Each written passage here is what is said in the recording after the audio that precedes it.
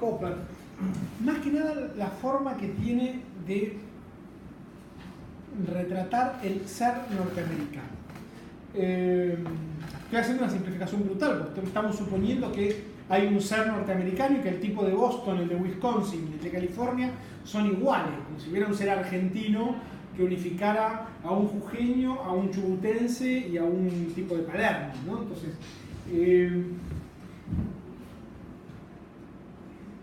pero quiero ir a algunas imágenes. Me parece que habíamos empezado a hablar de esta, ¿sí? Yo había hablado del tema de la reguería, esta idea de cómo el mundo mediterráneo o latino tomaba esta idea de, bueno, muchachos colaboren, la vieja ley de propiedad horizontal era igual, era, bueno, resuelvan los conflictos en una buena vecindad, mientras que Estados Unidos marca esta prudente distancia. Estamos hablando...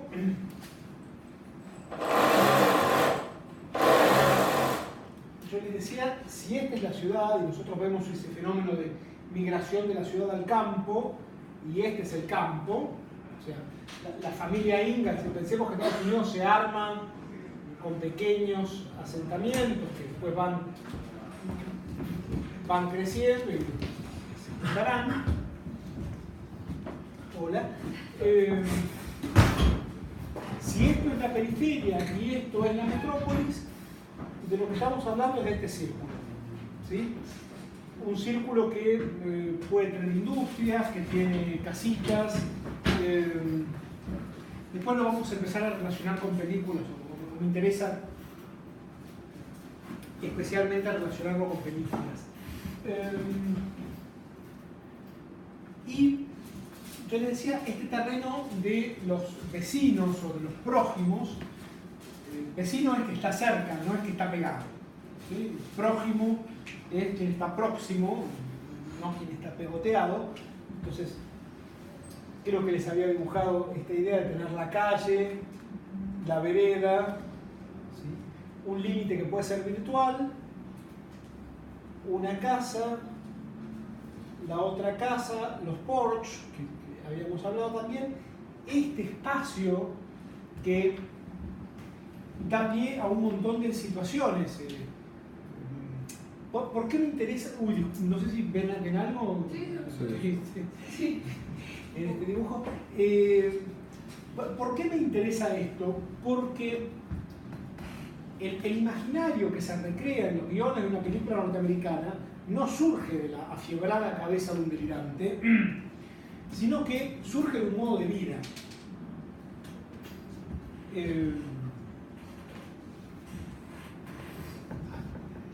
Hay películas que a mí o a ustedes pueden no gustarnos, pero tenemos que reconocerles que están hechas con mucha memoria social. Por ejemplo, Scorsese, para hacer una película sobre la mafia, no tiene que indagar, ir al archivo del FBI, consultar. Claro. Se acuerda cuando era chico, y ya está, listo, ¿sí? Cuando Leonardo Fabio mete enanos en sus películas, era el imaginario de Fabio, o sea, ese mundo delirante que uno ve en la película de Fabio, era el mundo de Fabio, era el mundo de ese loco absolutamente genial. Si nosotros dos quisiéramos hacer una película sobre la mafia, íbamos a hacer una asquerosidad. ¿Cuál es su apellido? El mío, sí. Vera. Vera. ¿Es español o italiano? Español. No tengo idea de español, pero... Supongamos, o sea, en el mejor de los casos español, con un gallego haciendo una película sobre italoamericanos en la década del 20. No hay forma de que salga bien. ¿Se entiende? O sea, incluso si sale bien sería un ejercicio estilístico. Tendríamos 15 doctores en historia, ¿no es cierto?, que nos va diciendo cómo tienen que vestirse cada una de las personas y demás. Hay en Buenos Muchachos, les recomiendo antes que nada, si pueden ver uno de los primeros cortos, creo que es un corto de graduación de Scorsese, donde aparece un tipo que se está No, el que es una especie de millonario, como un pimp, un proxeneta, una cosa así, tipo vestido de blanco con un auto, dice, estos zapatos, y la cámara baja los zapatos, $1.500. El Cadillac, $30.000. La cámara va mostrando cada una de las cosas, pero muy de la narrativa de Scorsese en la forma y en el contenido. Y en Buenos Muchachos hay uno de los personajes que es un señor gordo, no me acuerdo el nombre, supongamos que se llama Poli o Manny, y va describiendo a los diferentes personajes que vivían en el barrio. Dice, y Manny era un tipo gordo y se movía lento, ¿no? Pero había llegado a ese momento en su vida en el cual no tenía que apurarse para nada. Y eso es una perfecta descripción de el poder y del devenir de cómo eran las bandas, ¿no es cierto?, en los barrios. O sea, había un pibito que tenía que correr para el diario, o para matar a alguien, o para escaparse de la policía, o para escaparse de otro pibito, y un tipo que simplemente mueve los hilos. Pues, llámese Manny, Tesio, Don Corleone, Clemenza, o como quieran. Entonces, les insisto con esto, lo que para nosotros es un cuadro de casitas, o una acuarela de casitas, para los norteamericanos es casi una declaración de principios. Entonces, aparecerán después las películas, me acuerdo que mencionaban La ventana indiscreta, Mi vecino el asesino, o sea, gente que básicamente se genera una tradición narrativa en la cual un tipo de acá ve algo de acá dentro, ¿sí? O sea, un voyeur absolutamente extrapolado, ¿no? No es urbano y no es parisino, pero un voyeur que ve algo que no debe y ahí se arma una historia. Eso por un lado. Y por otro lado, yo les comentaba que cuando los europeos veían a Hopper metían surrealismo en todos lados. Y Hopper decía en la entrevista, yo soy absolutamente realista, no me hinchen las pelotas con el surrealismo. Y mencioné un ensayo de Freud que se llama, en la traducción de Ballesteros, Lo siniestro, y en la traducción de Echeverry se llama Lo ominoso. Si alguno tiene algún familiar lacaniano, posiblemente tenga la traducción de Echeverry, que son un montón de libros verdes, ¿sí? Y la traducción de Ballesteros son 3 tomos color cuero. Como muy... El mundo de los psicoanalistas se divide entre los que tienen la traducción de Echeverry y la traducción de Ballesteros, que es la primera. ¿Qué cuenta este ensayo de Freud que se llama Lo ominoso o lo siniestro? En alemán la palabra es más reveladora, el ensayo se arma a partir de esa palabra.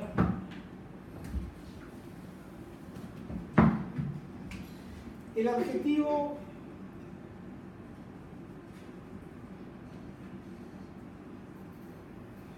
¿sí? Es unheimlich. Disculpen.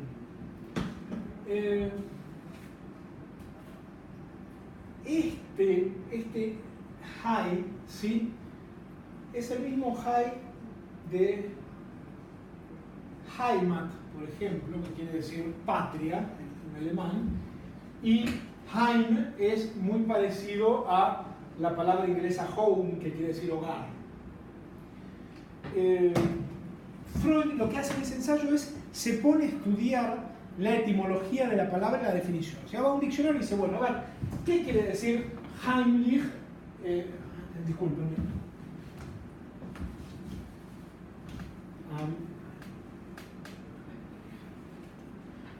¿Qué quiere decir Heimlich y qué quiere decir Unheimlich? O sea, ¿qué quiere decir? Tenía un francófono por acá, en un German... Unheimlich. Sí. Gracias. Sí, sí. Como cuando en el Google apretás ¿no? el micrófono. ¿Qué quiere decir Heimlich? Bueno, hogareño. ¿Sí? ¿Y por qué un Heimlich quiere decir siniestro? Entonces, al principio Freud dice, bueno, siniestro es aquello que nos resulta desconocido. Punto. Y después, Freud, que en ese sentido era un genio, le pega una vuelta de tuerca muy propia de su forma de pensar y dice, no, mirá, en realidad un Heimlich es aquello que en algún momento nos fue hogareño, nos fue propio y después se volvió extraño. Y si nos genera terror es porque de alguna manera sabemos qué es y tenemos miedo que vuelva. ¿Sí? Como él define lo siniestro como lo conocido que regresa. O sea, lo conocido, reprimido, que regresa. ¿Sí? Imaginemos los terrores que tienen los niños a la oscuridad. Cuando el niño está en la oscuridad, no es que se imagina monstruos extraños que lo vienen a acosar, sino que se imagina sus propios fantasmas que lo vienen a acosar. ¿Se entiende la diferencia? O sea, lo que viene es conocido para él, no es algo desconocido. Lo desconocido dará mucho miedo, ¿sí? Entonces, ¿a qué voy? Freud tiene un ojo puesto en decir cualquier cosa que nos molesta en realidad es algo que no pudimos resolver y que nos vuelve a hacer ruido. Esa es la teoría de Freud del inconsciente. Y cuando explica lo siniestro, lo explica de esa manera. O sea, dice, hay algo que conocemos, que tapamos y que tenemos miedo que constantemente vuelva.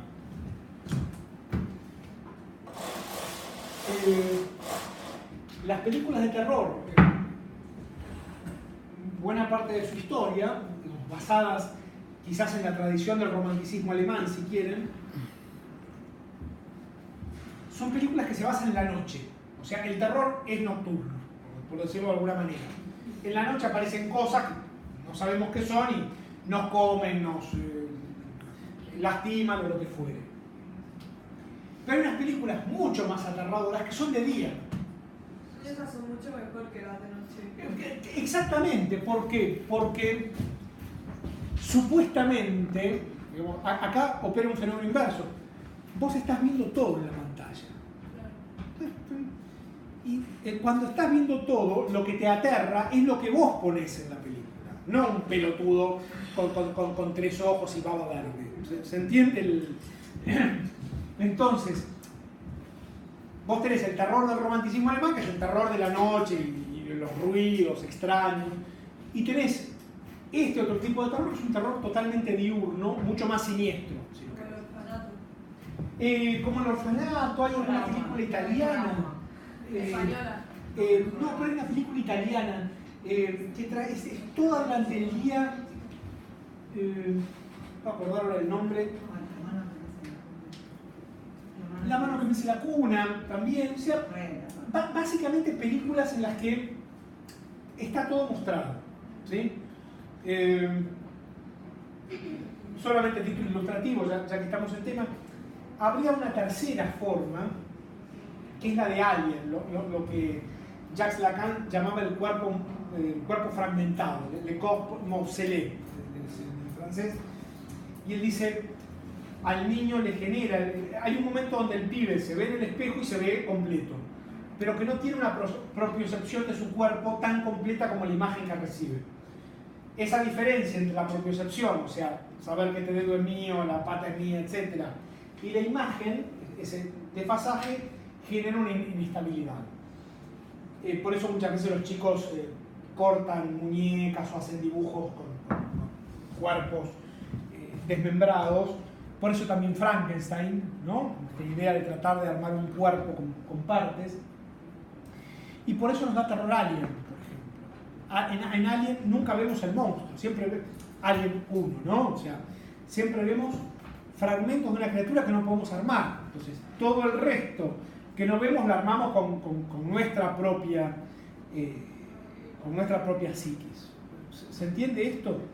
Ya creo que es Alien 4, donde aparece el monstruo, le veo la marca del plástico y le dice mamá, Sigourney Weaver, listo. Eso es un espanto, pero entonces tenemos el terror nocturno, el terror diurno y este de la fragmentación. ¿qué peor para un pueblo que se arma en función de estos pactos de convivencia, ¿no? Preámbulo de We the People, que mi prójimo, que el que parece que es igual a mí, que tiene una casa igual que la mía, de pronto subvierta la ley, sea un asesino, se coma a la esposa, ¿no? Se entiende por qué, digamos, para los norteamericanos esto es un himno, por decirlo así. No es un cuadro aterrador, pero cuando los europeos lo veían decían, qué raro, la ciudad vacía, la ciudad que tendría que estar llena, está vacía y es un urbanismo metafísico como el que hará de Quirico en los 40 en Italia. No, es un barrio, ¿sí? Simplemente un barrio.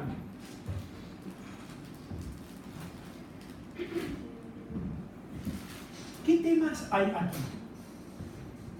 O sea, lo que vemos son dos minas en un restaurante, ¿sí? Ahora, ¿qué temas hay? En un restaurante de un primer piso, si quieren, ¿no? Por ubicación del cartel. ¿Cómo que tema? O sea, Claro, ¿qué está pasando? ¿Qué elementos, más allá de lo que vemos en el plano iconográfico? Estoy viendo dos mujeres en un restaurante que sabemos que se llama Chop Suey y el título que nos ayuda. Ahora, a partir de esas dos mujeres, ¿qué cosas podemos hablar?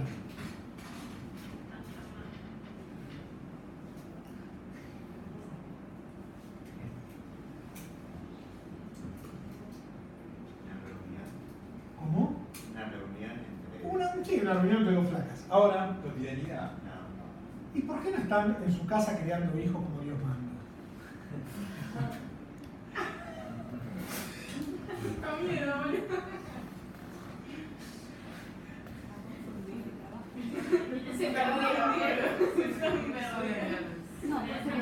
Se perdieron, ¿no? Claro, perdieron el...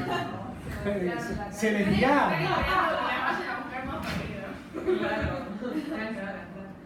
Y se cortaron el pelo como varones encima. se pintaron encima. Como prostitutas, ¿no? O sea, ¿cómo con los pelos de los pies? Claro. Claro. Ey, tienen talones. Sí, si algo les quedó claro en este curso de Historia del Arte es que, por favor, chicas, los pies siempre limpios, ¿no? Hagan lo que hagan. Ahora, claro, veamos la obra desde los ojos de Monseñor Agar. Ex obispo primado de La Plata. Quizás en algún momento No sé se... por qué decirlo, pero el escote está muy pronunciado. O sea, me muestra las tetas, Claro. se maquilla, está sola, Apedrémosla. se corta los pelos como un hombre. Pero tiene un gorro. Pero Pero corto. pero corto. Igual todavía más desubicado, no se saca el gorro. Que la pongo peor. No te muestra. Que la pongo peor, tiene un gorro que parece un casco, porque no tiene un gorro con una visera para taparle el sol. Pero bueno, ¿Sí? le haremos buscar eso. Bueno, claro, estamos en el medio de las dos guerras. Ah, perdón, y como si no fuese suficiente, hay una colorada en el cuadro del fondo. ¿Qué? Prostituta. ¡Ah, verdad! Ah, con el otro. ¡Qué tragedia! ¡Qué tragedia! Entonces, Miren toda la obra, chicos. claro, bueno, entonces uno agarraría de dos prostitutas, ¿sí?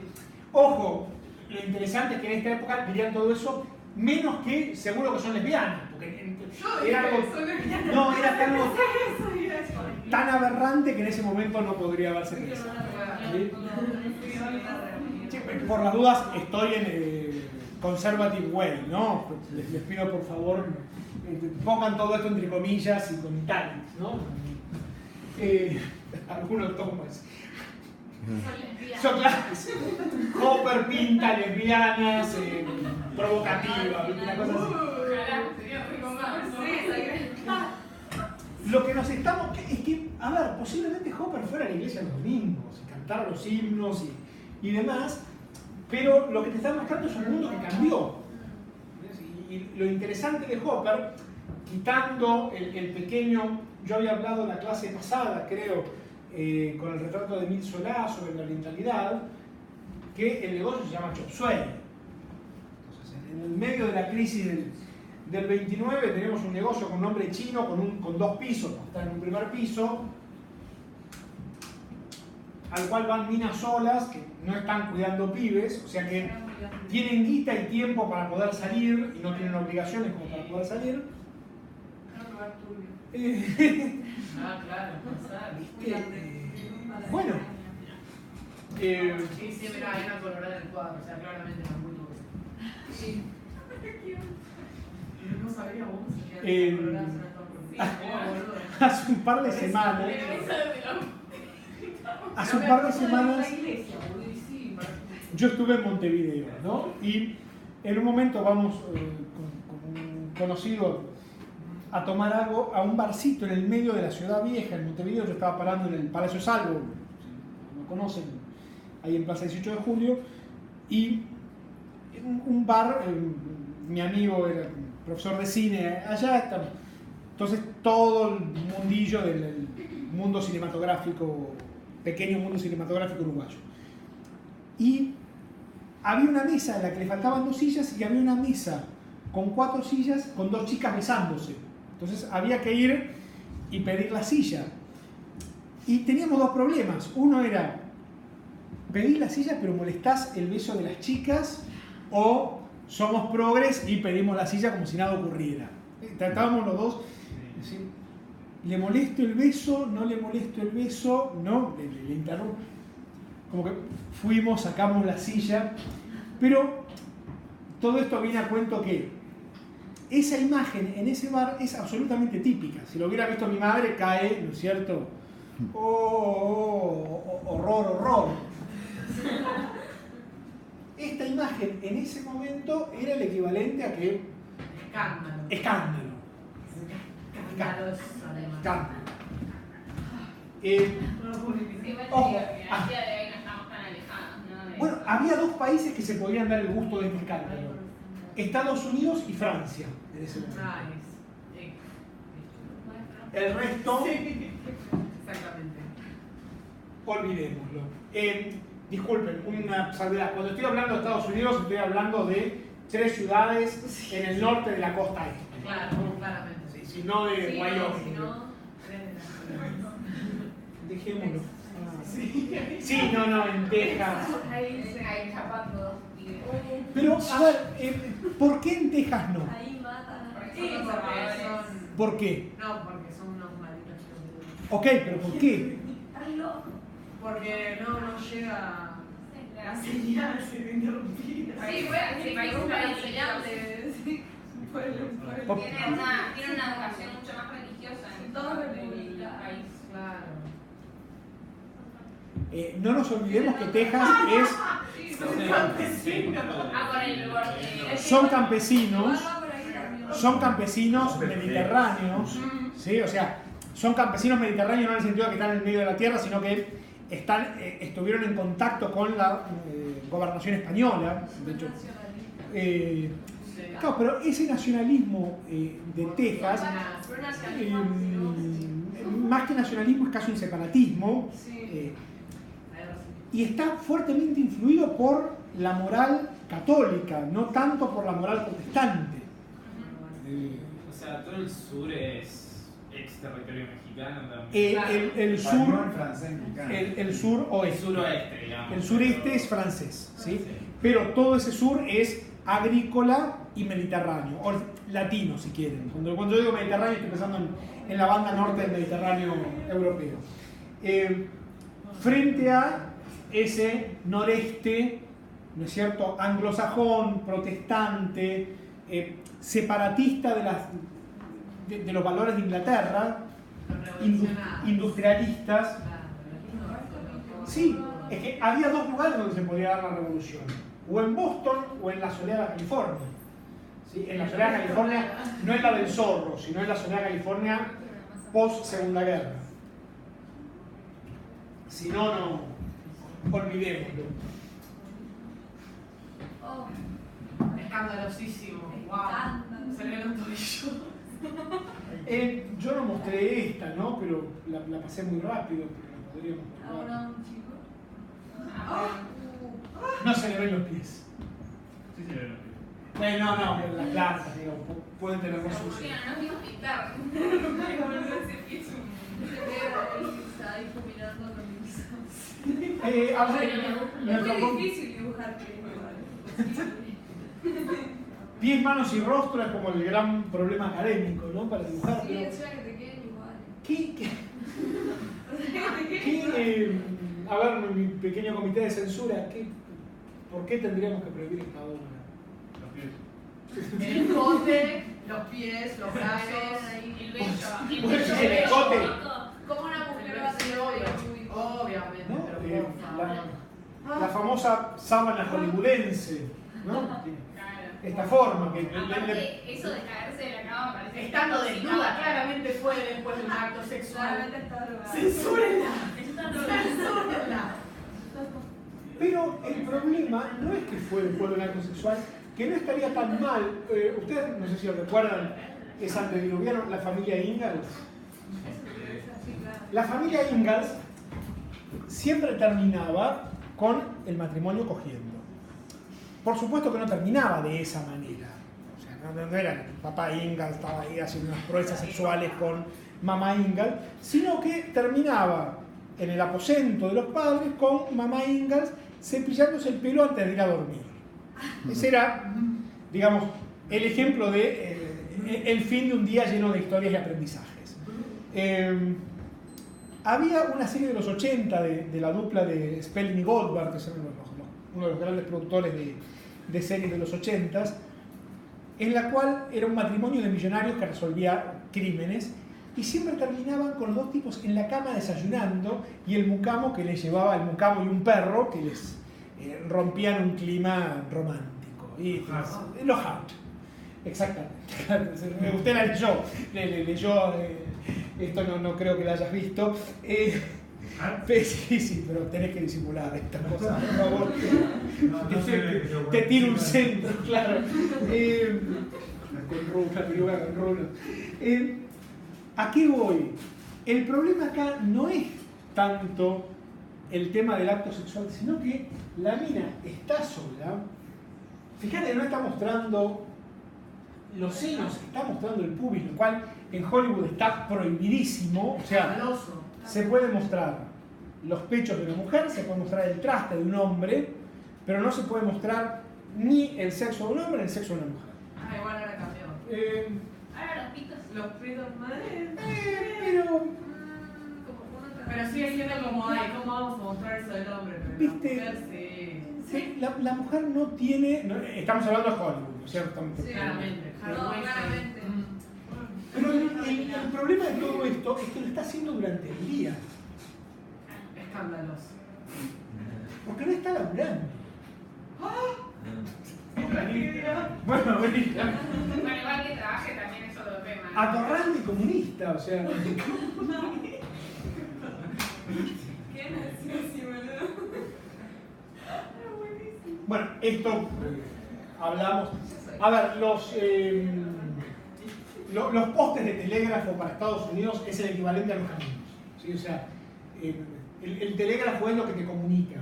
Entonces, destruir el telégrafo, romper correspondencia y demás son delitos gravísimos porque una nación tan grande solamente se arma si hay comunicación. El Imperio Romano le pasaba lo mismo. O sea, el Imperio Romano se arma por los caminos que pudo armar.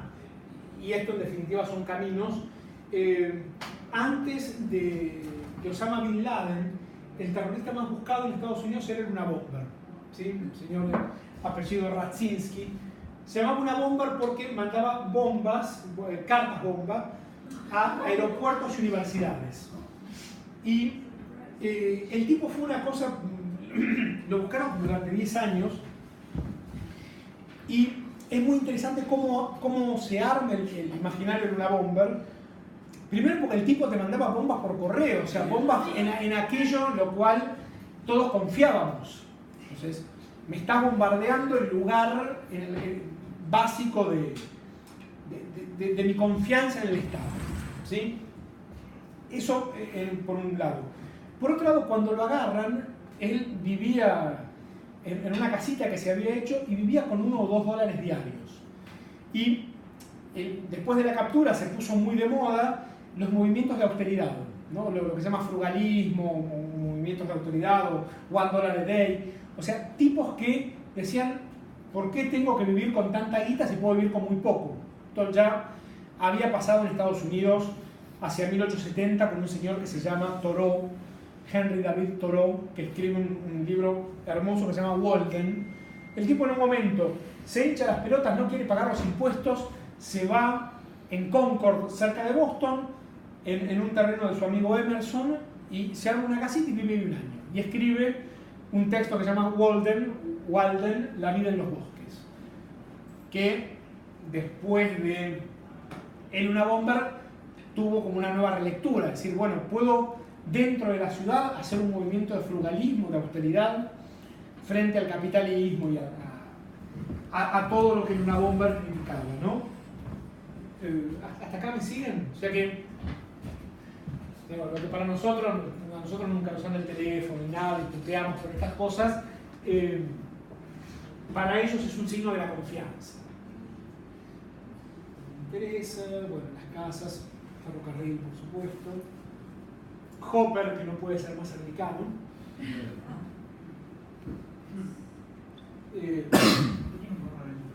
¿Cómo? No, creo que no está en un adentro, porque fíjate los jingles. Me parece que está como en una puerta, con un Porsche. Las tejuelas estas son exteriores. No debería tener un gorro adentro si es un señor educado. ¿Sí?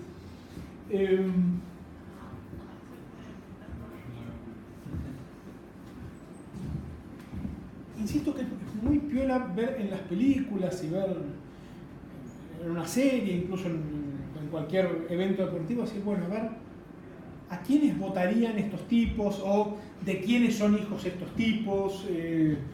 Bueno, se murió Stan Lee, así que se murió como una parte de la... ¿Cómo? De la creación del imaginario norteamericano.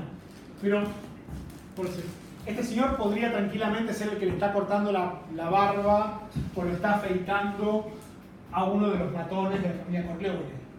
¿Sí? O sea, digo, ¿cómo pueden relacionarse estos tipos, no? Podría haber sido compañero de la Primera Guerra Mundial, supongamos, por la época no nos da, pero sí por el personaje del tío Ben, el tío que aprende un montón de cosas, el tío del Hombre Araña. Y el tío Ben tranquilamente podría haber sido uno de los tipos que salvan al soldado Ryan, si no el soldado Ryan. O sea, está en esa cadena de valores, si quieren, ¿no?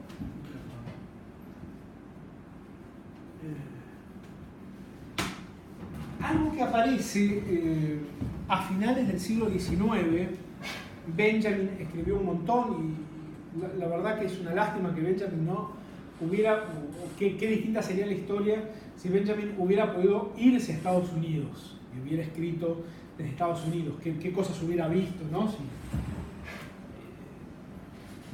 no se hubiera suicidado en el 40 ahí en la frontera entre España y Francia. Pero ustedes saben, en inglés hay dos palabras para hablar de la sombra. O sea, una es shade, que es la sombra diurna, si quieren, es la sombra que me protege, por ejemplo, un parasol, ¿no? Una sombrilla. Y shadow, que es más la sombra nocturna, es la sombra que produce un objeto. ¿Se entiende esto? Algo que aparece a finales del siglo XIX, que en la historia de la humanidad casi no había existido, es la sombra nocturna. ¿Sí? Ustedes podrían retrucarme, Platón cuando hace la alegoría de la caverna, que quizás el escrito fundacional de Occidente, te está hablando de sombras, ¿no? de sombras producto de una linterna. Pero algo que va a aparecer con la iluminación artificial es la sombra de la noche. O sea, antes no había noche, digamos, había un poquito de sombra, una noche de luna, pero tampoco había noche propiamente dicha. ¿Sí? Se ponía la luz y la gente se apolillaba. Tanto es así que Edison, entre sus locuras, decía que en realidad el dormir era una costumbre que el ser humano había adquirido por tener que obedecer el ciclo de luz y sombra, pero que en realidad con una lamparita no tendría la necesidad de dormir, ¿sí? No estaba tan lejos, no digo de la realidad, pero sí de cierta realidad, porque es verdad que la luz te altera los ciclos circadianos, ¿no? Sí. Si vos tenés excesiva cantidad de luz te cuesta más dormir, cosa que facilita que ustedes se apolillen cuando yo le apago esto y yo tengo esta de frente, pero más allá de eso, el hecho de que aparezca, creo que en ningún cuadro hasta ahora habíamos visto la idea de luz de noche, ¿sí? Habíamos visto, supónganse, Pesadilla, que aparecía algo medio nocturnal, pero el hecho de que alguien pudiera caminar en la ciudad de noche era muy ajeno al siglo XIX. Al siglo XIX y al siglo V a.C. O sea, esto es modernidad pura. ¿Sí? Basta de los faros. Bueno, escandaloso también. ¿Por qué más? Abril. También la luz del día. Amanda. La luz del día. Luz del día, pelo corto, mujer, Pelo corto. semibolas. Está leyendo, Está ¿eh? leyendo. No, ¡ah! ¡Es una locura! Significa que está pensando. Encima no. Sabe leer. Sabe leer. ¡Qué tragedia! Los tobillos. Todo mal. Está todo mal. Todo mal. En casa de mi madre hay un. Encima está desordenado. ¿Qué cosa está desordenada? La valija. Tiene una Valijas. ahí. Bueno, O sea, que no tiene la casa roja, ¿a dónde está? Bueno, hay una. Yo había hablado la clase pasada de los autos, ¿no? Y cómo el adolescente, su lugar, si no es su desordenado cuarto, que de alguna forma el desordenar el cuarto es imponer sus leyes dentro de las leyes de la casa, o sea, como una pequeña embajada, decir, bueno, che, yo acá pongo mis leyes, ¿no? Y gran parte de la psicología para con los adolescentes es cómo compatibilizar las leyes de una casa, a qué hora se come, a qué hora se desayuna, hasta cuándo se ve televisión, con las leyes de la individualidad, por ejemplo, conformada por el cuarto. ¿Hasta acá me siguen? Todo esto tiene sentido en una casa americana. En una casa italiana no vamos a ver que no. Pero hay un antropólogo francés que se llama Marc Augé, no sé si Graciela quizás lo mencionó. Él desarrolla el concepto de no lugar.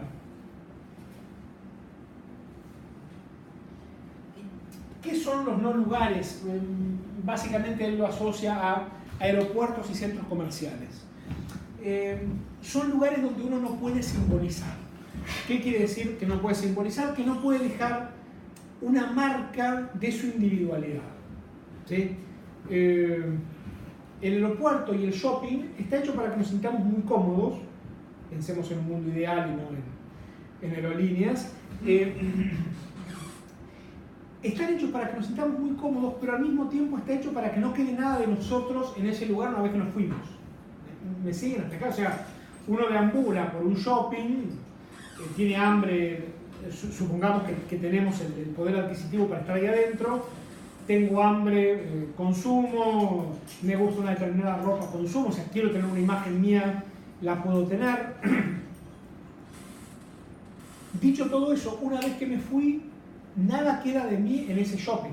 ¿Sí? O sea, los hoteles tendrían que funcionar como lo opuesto. El hotel tendría que ser un reemplazo de mi casa. Tendría, si bien es una mentira, porque yo me voy y van a cambiar las sábanas y demás y alguien más lo adoptará como su casa, la idea es que yo ahí me sienta en el hogar, me sienta heimlich, ¿no? Entonces, también aparece el tema del viajero, la idea de, siempre voy abandonando lugares, de este continuo movimiento, que es un movimiento físico en este caso, y espiritual también en los Estados Unidos. Esta idea de el tipo que se va moviendo, on the run, si quieren, ¿no? ¿Se entiende esto? O sea, que para nosotros una valija, bueno, ¿cómo se llama el escritor de Paul Bowles, el escritor del Cielo Protector? Un hermoso escritor que vale la pena leer, ya falleció. El tipo siempre vivía en Argel y tenía en la casa las valijas preparadas. Tenía la ropa dentro de valijas y las valijas al lado de la puerta. Y decía, bueno, algún día me voy a ir. Pero era una imagen muy inestable ver a un señor muy mayor con dos valijas en su casa, ¿no? Dos valijas hechas, insisto. Entonces, pensemos también el hotel como un reemplazo de la casa. Si quieren a nivel doméstico, para ver cómo se puede pensar esto, antes había un par de hospitales públicos que eran maternidades, o sea, eran hospitales donde las mujeres iban a dar a luz. Uno de ellos muy famoso es ahí en Parque Patricios, la maternidad Sardá. Supongo que será un señor, algún médico, da ese nombre a la maternidad. Entonces, en un lugar, la mujer se internaba y daba a luz. Hasta ahí me siguen. O sea, estaban estos hospitales para que la gente naciera. La alternativa era nacer en la casa. ¿Sí? Mis padres nacieron en sus casas, en sus respectivas casas. Mis abuelos, por supuesto que también. Cuando se hace la maternidad suizo-argentina, Ronnie Shakespeare, que es ¿cómo? ¿Quién nacieron en la maternidad suizo-argentina? Bien. Cuando se arma esa maternidad, no sé si se acuerdan cómo era el logo de la maternidad, como un yin y yang, con un nenito adentro.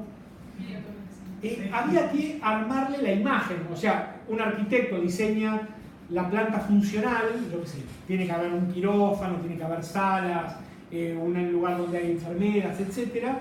Pero había que darle un styling, había que darle una imagen a eso. Y algo que, no sé si la idea habrá sido de Velocopit o de quién, en realidad el que lo arma creo que es Ronald Shakespeare, el tipo dice, no la pensemos como un hospital. Dice, y la frase de Shakespeare es genial. Ronald Shakespeare es el diseñador gráfico. Él dice, no es un hospital, la gente que va a dar a luz no está enferma, al contrario, está sanísima, está tan sana que puede dar otra vida. O sea, que es estúpido hacer que la gente nazca en un hospital, que es un lugar donde van enfermos, ¿no? En alemán es Krankenhaus, el lugar de enfermos. Entonces, pensémoslo no como un hospital, sino como una casa, o en su reemplazo como un hotel. Y vos ves la Suizo y llegás en un hiato, hay una especie de ballet, y te llevan las valijas con una cosa de hotel. No sé, ustedes eran muy chiquitas, pero básicamente se pensaba como un hotel. ¿Sí? Las habitaciones se piensan como hotel y no se piensan como una sala blanca, ¿no es cierto?, ascética. Entonces, ¿cómo pensar? Fíjense, un hospital como un hotel como la casa, y pensar estos lugares tan ajenos como una casa. Entonces, una de las temáticas que también se trabaja en Estados Unidos, películas de moteles hay a patadas, ¿no? El motel es una especie de pequeño refugio entre la casa y el peligro. Piensen en Psycho. Exactamente. sí, o en Terminator, ¿no? Los tipos que engendran ahí en el hotel. Ese hotel es la pequeña, o cualquier película de motel norteamericana, que hay muchas. Excepto Psicosis. Bueno, Psicosis es exactamente la idea de lo siniestro. Es, yo voy a un lugar que debería ser hogareño y hay un turro que me abre el lugar más hogareño, que es el baño, y me caga cuchillazos. El Resplandor. El Resplandor. Ese Resplandor es como, es más hotel, no motel. No, el Resplandor es más hotel, es más la idea de hombre en su castillo, pero a su vez es hombre en su castillo con sus fantasmas. Claro. Todo lo pobre del libro del tipo no son gente de afuera, es todo lo que el pobre muñeco tiene en la cabeza. Las casas. Hopper. Sí, o sea, Que me pinte una casa, no me dice nada. lo que O sea, a mí me hace bien. la luz es maravillosa. Es hermosa. Hay un fotograma del Padrino 2 que es casi esto.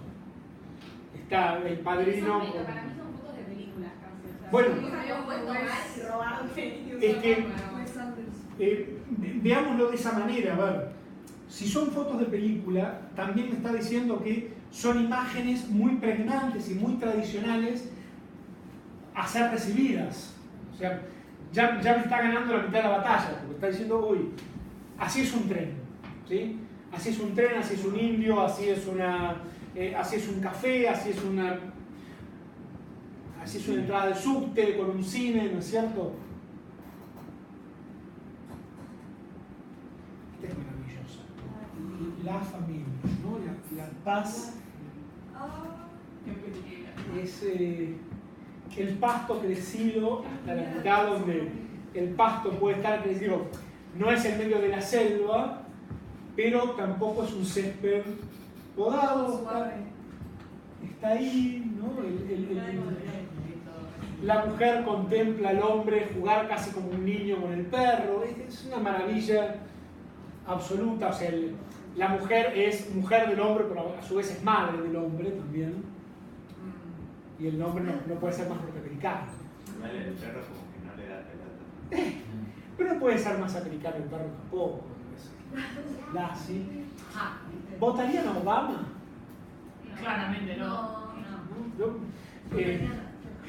Votarían a Trump. parte de mi programación del fin de semana es Golf Channel y uno ve los torneos de golf y decís, puta, que aparezca un negro que no sea Tiger Woods, o Tony Finau. No hay. El torneo de Augusta, es uno de los grandes torneos de golf de Estados Unidos, creo que lo comenté. Hasta hace un tiempo Augusta no dejaba que hubiera miembros negros.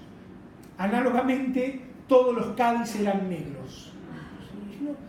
Uno ve a los muchachos, no tanto los jugadores de golf, los del fondo, y decís, ¿alguno votará a Obama o a Hillary? Y ves a esos señores jubilados, ¿no es cierto?, con los pantalones cuadrillés, gorditos, con mucha crema para sol, ¿no?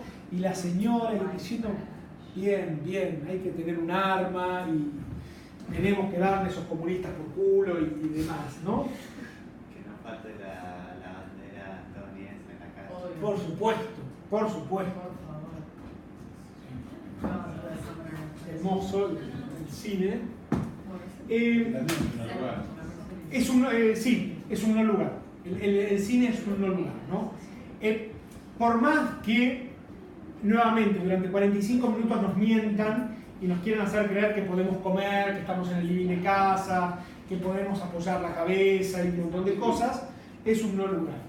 El cine es esa mezcla actualmente, dejó de ser teatro para ser casa, ¿no? O sea, antes era el teatro con sus palcos, con sus telones y demás, y después pasó a ser la experiencia de la casa, de un living, home theater, ¿no? En esta época todavía era teatro, era la idea de un teatro moderno. ¿Qué elemento importante tiene esto que fuera teatro moderno? Primero, que el teatro es un lugar de socialización. ¿No? Estoy diciendo lo que dicen todos los malditos libros, vamos a ver y ser vistos, ¿no? Y la segunda es que es un lugar para aprender. ¿Me disculpan un segundo? Por favor.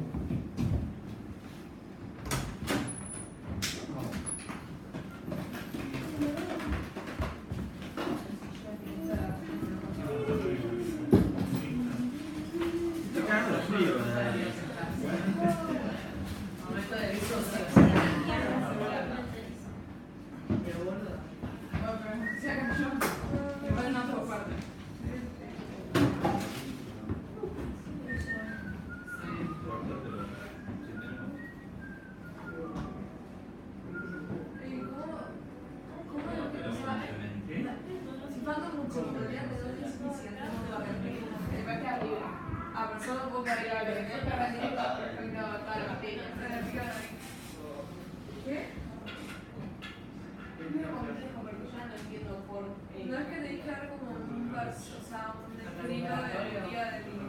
No. Pues sí, No sé, depende de la. pero no es que te voy a quedar insuficiente por faltar tanto, ¿no? Te puedes quedar libre. Ya, solo libre. Gracias, sí. Mil disculpas. Hay un ejemplo que no aceptan que es libre. ¿Cómo? Eh, Porque para algunas partes que no aceptan que es libre. Cuenten. Bueno, no, era para ver lo de cuando uno se queda libre. ¿Viste? No le da ¿Qué me importa? No se quiere el libro.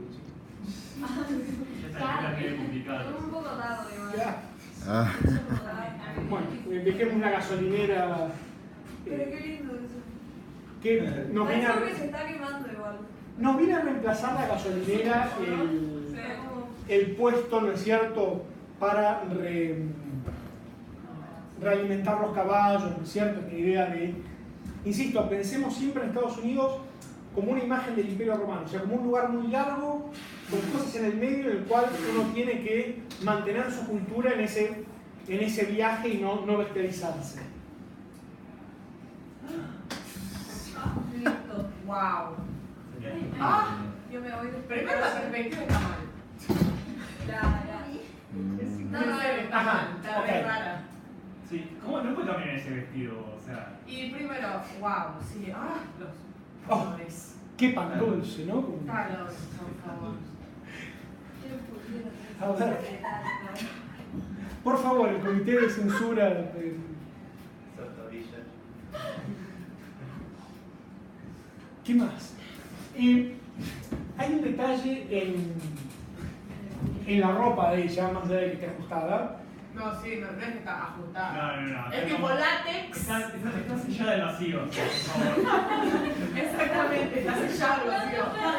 Ustedes piensen que la Segunda Guerra La Mundial, tela no funciona de esa manera. Explíquele al señor, pobrecito, porque. la Segunda Guerra Mundial se hace sin nylon, sin plástico, ¿no es cierto? Lo cual era increíble, o sea, todos los instrumentos de la Segunda Guerra Mundial o eran de goma, o eran de tela, o eran de madera. Despelote absoluto. Las cosas que se imaginan, o eran de chapa, un botiquín, ¿sí? Una mochila, o sea, todo era muy pesado, menos pesado que en la primera, pero abominablemente pesado. Más allá de las curvas, por supuesto, del traje de la señorita, algo que aparece, y ahí va a reemplazar, va a diferenciar, disculpen, Estados Unidos de Europa muy fuerte, es cuánta tela yo desperdicio en la ropa. ¿Sí? O sea, previo a la Segunda Guerra Mundial, uno tenía unos grandes vestidos, ¿no es cierto?, con ropa de derroche. De pronto la ropa se acorta, las faldas se acortan, después de la Segunda Guerra ni que hablarlo. Los vestidos de Chanel, digamos, un vestido muy sobrio para la mujer, hasta que apareció Christian Dior y dijo, no, ya está, ya pasamos, ganó la democracia y el consumo, volvamos a usar grandes vestidos. Pero podemos verlo como un signo de austeridad o como un signo de provocación, dependen, o sea, si está cerca, fíjense el vestido sobrio con su cuellito de las hijas de la revolución, o si está cerca de las locuras. ¿Qué están haciendo? ¿Qué es eso? Que es interesante cómo pintó la pierna, porque la pierna es un palito y de repente como que sale la Aparece el curva, traste, claro, sí, sí, como que medio deforme. Con el señor que está enfrascado en su trabajo. Claro, por supuesto. No, es como medio raro como pintó todo, sí, o sea, es como La perspectiva es muy interesante y el punto de vista es interesantísimo. eso, ¿no? O punto sea, de vista. que no esté en el plano de los personajes, sino que esté desde arriba, en una especie de... Medio que está como Sí, una cámara 2,30 metros. Sí, sí, sí. Bueno, Ah, esta no. más conocida que La Ruda. Se han hecho cosas grasísimas, La película. neones por todos lados. ¿Sabes qué? Eh, ¿Te gusta la Pero tendría que ser también bibliografía de la cátedra After Hours de Scorsese. ¿Sí? Básicamente una pequeña odisea, o sea, un señor que sale del laburo, no puede volver a su casa y descubre la noche, cosa que en el mundo de la producción no debería existir, tendría que estar en su casa descansando. Y de pronto el tipo empieza a encontrar un zoológico en la noche, y dentro de ese zoológico aparece algo que tampoco tendría que aparecer en la ciudad, que son como resabios que aparecen en la ciudad, que es la soledad. O sea, la ciudad teóricamente está hecha como un lugar para que estén todos juntos y amuchados, y de pronto aparecen trasnochadores, que es el título de la obra, que es una imagen tristísima, ¿no? De hecho, casi hay una parodia de esto en Pulp Fiction, donde los tipos terminan desayunando, ¿no? O sea, ya pasó todo, dejaron el smoking, todo, terminan con ropa prestada, ¿no? Comiendo a una hora en la cual están compartiendo un mundo que no le es para nada propio. ¿Se acuerdan del final de Pulp Fiction o el principio, como quieran verlo?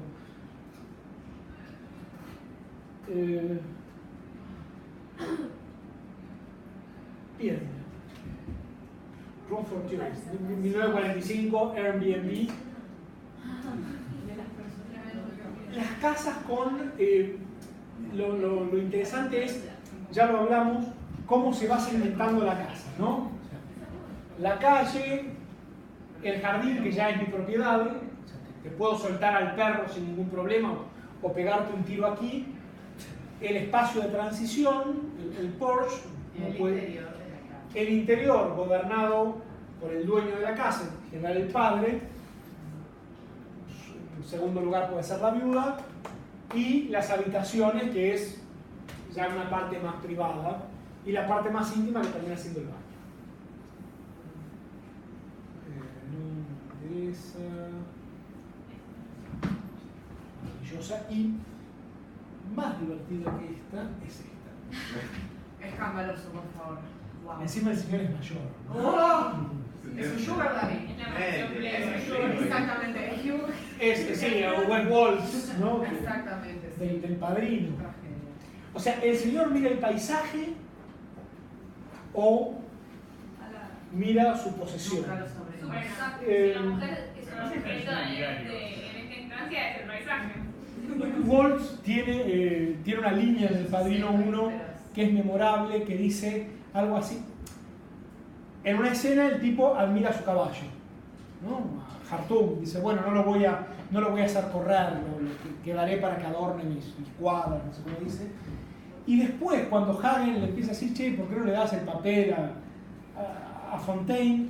Él dice, no, bueno, él se acostó, dice, con una chica, con una protégée, ¿no? Una protegida mía, dice, algo así como, fue la hembra más linda que he tenido, y he tenido muchas, pero usa tener, y usa hembra, o sea, es un objeto, tuvo caballo, no sé qué, y después tuvo una chica y él le robó la chica. A veces como que la entrenó. Claro. Exactamente, entonces lo genial es que la venganza se hace matándole al caballo, ¿cierto? En el texto, en el libro, hay una parte que en la película no está, que es maravillosa, en la cual Waltz además es pedófilo. O sea, cuando Hagen se va del estudio, disculpen, mientras él está esperando que Waltz lo atienda, Hagen ve una nena preciosa con su madre. Listo. Cuando se va de la casa, a la noche, cuando le dice, bueno, el padrino no quiere tardar en conocer las malas noticias, él ve que va saliendo una nenita, esa nenita que con los labios despintados, como muy débil, desvaneciéndose, y se da cuenta que Waltz era pedófilo. Y entonces el padrino en un momento dice algo así como infamidad, lo que eso era una infamia. Entonces aparece la idea de la moral de Corleone, ¿no? Frente a esta no moral de Waltz, que se basa simplemente en lo que tengo, en las cosas que puedo tener. Una nena, una chica, una protégée o el caballo, al caso es lo mismo. Pero... antes de que Gabriel se nos desvanezca, fíjense la cantidad de mujeres solas que el tipo pinta, ¿no? O sea, claramente es algo que le está pegando al ojo en ese momento. Sí. Estaba pensando lo mismo, Mariel. Pobre joven. Eso que en realidad Edward Hopper era